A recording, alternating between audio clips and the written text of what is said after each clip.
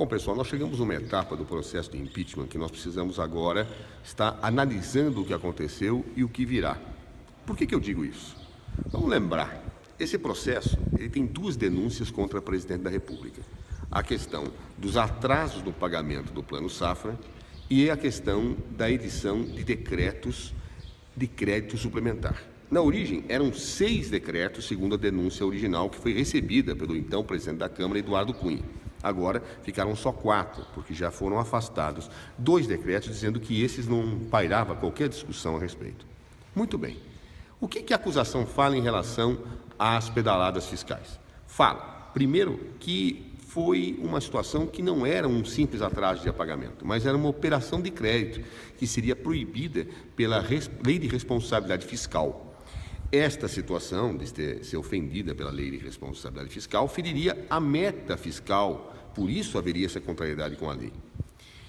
Além disso, no que diz respeito aos decretos de crédito suplementar, se fala que a Presidente da República, ao baixar esses decretos, feriu a meta, ou seja, feriu a meta fiscal estabelecida na Lei de Diretrizes Orçamentárias. A defesa mostrou, ao longo de toda essa produção de provas, com oitiva de testemunhas, com perícia, com juntar de documentos, que essas denúncias são absolutamente inconsistentes. Por quê? Primeiro, aquilo que se diz que é uma operação de crédito e que viola a Lei de Responsabilidade Fiscal é a opinião do Tribunal de Contas da União, que nunca antes teve essa opinião. Todos os técnicos, testemunhas e juristas que fizeram parecer deixam claro que nunca se entendeu que isso era uma operação de crédito. Quando o Tribunal de Contas da União entendeu, o governo começou a respeitar isso. A presidenta Dilma Rousseff determinou que se respeitasse o Tribunal de Contas da União, embora nós discordássemos desse ponto de vista. Só que o que se quer é punir o período anterior, o período em que o Tribunal de Contas da União efetivamente achava que isso era possível. Há decisões e situações que foram colocadas pelos técnicos. Portanto, algo que não há em si nenhuma ilegalidade. Só que o que mais espanta nesse caso é que, em relação a esses atrasos do Banco do Brasil, ao pagamento do Banco do Brasil, não houve nenhum ato da Presidente da República. Era uma gestão que, pela lei, era feita pelo Ministério da Fazenda. Ora, se era uma gestão que era feita pelo Ministério da Fazenda, o que a Presidente poderia ter determinado em relação a não pague agora, pague mais tarde? Nada. Isso ficou claro em todas as testemunhas. Mas o que é melhor, ficou claro na perícia. Na perícia se deixa claro que não há nenhum ato da senhora Presidente da República relativamente às pedaladas. Ora, se não há nenhum ato, que crime ela praticou? Aí, agora, os que querem o impeachment dizem, não, é que a Presidenta se omitiu. Como ela pode ter se omitido se não cabia a ela fazer a gestão, mas o Ministério da Fazenda? Só se omite quem tem um dever de fazer alguma coisa. E, no caso, ela não tinha nenhum dever em relação a isso, porque a lei estabelecia que a gestão era outra. Ou seja, está provado pelas testemunhas e pela perícia que não há ato, que não há erro, que não há dolo, que não há crime de responsabilidade. O mesmo pode-se falar em relação aos decretos. Também, em relação aos decretos de crédito suplementar, havia uma discussão. O terceiro sempre disse que esses decretos eram possíveis, nunca reafirmou, afirmou, esta possibilidade em sentido contrário. O governo Fernando Henrique Cardoso, que baixou vários decretos depois da Lei de Responsabilidade Fiscal, o governo Lula e o próprio governo Dilma nos primeiros anos nunca foi atacado por isso. Mas, subitamente, o Tribunal de Contas da União entendeu que esses decretos afetavam a meta fiscal. Nós sempre entendemos que não afetava. Por quê? Porque quando esses decretos mexiam no orçamento, vinham outros decretos que brecavam gastos. Decretos de contingenciamento. Então, não tinha gasto para afetar meta fiscal nenhuma, porque meta fiscal tem a ver com gasto. Se não afetava gasto porque não podia gastar, porque o decreto de contingenciamento impedia, nós não tínhamos situação absolutamente nenhuma, neste caso, que pudesse ser recriminada.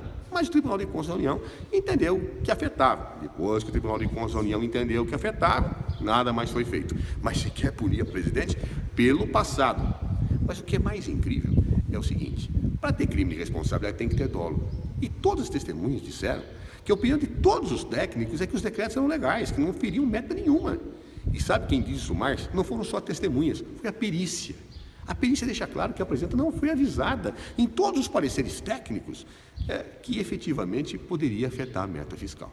Então, por isso a perícia, apesar de concordar com o Tribunal de Contas nos conceitos, deixa um elemento fático que descaracteriza um possível dolo que pudesse existir da Presidente da República, dolo que é indispensável para o crime de responsabilidade restar comprovado. Portanto, conclui-se, de todas as provas, do laudo pericial, que as denúncias não sobrevivem com um mínimo de seriedade em relação à presidenta Dilma Rousseff. Ou seja, as denúncias são improcedentes, o que explica o que está acontecendo. Esse processo não é promovido para atingir ou punir alguma situação ilícita. Não, ele foi feito para afastar a presidente da República por razões políticas e algumas bastante sinistras. Ele foi aberto pelo presidente Eduardo Cunha, claramente num desejo de vingança e num desejo de impedir as investigações contra ele. Nós temos hoje áudios de várias lideranças políticas que dizem que queriam afastar a presidente da República para que parasse a Lava Jato, para que parasse a sangria da classe política brasileira. E mais recentemente, a antiga presidente da Comissão de Finanças do Senado, hoje líder do governo do Senado, senadora Rose de Freitas, que estudou bem a matéria das pedaladas, diz no plenário do Congresso e diz numa entrevista de rádio que a presidenta não está sendo afastada por pedaladas, coisa nenhuma, ela está sendo afastada por outras razões. Ou seja, está claro o desvio de poder desse processo. Está claro que não há denúncias sérias e o que se quer é afastar uma presidente por razões políticas. E não são nem razões políticas nobres. São para que efetivamente as investigações não continuassem e para que uma presidenta que garantia a possibilidade das investigações pela autonomia dos órgãos investigativos que deu, não possa permanecer mais no governo. Portanto, essa é a realidade deste processo e daqui para frente é com base nestas provas que nós vamos tentar demonstrar com clareza que o processo de impeachment não pode prosseguir, porque se prosseguir é um golpe.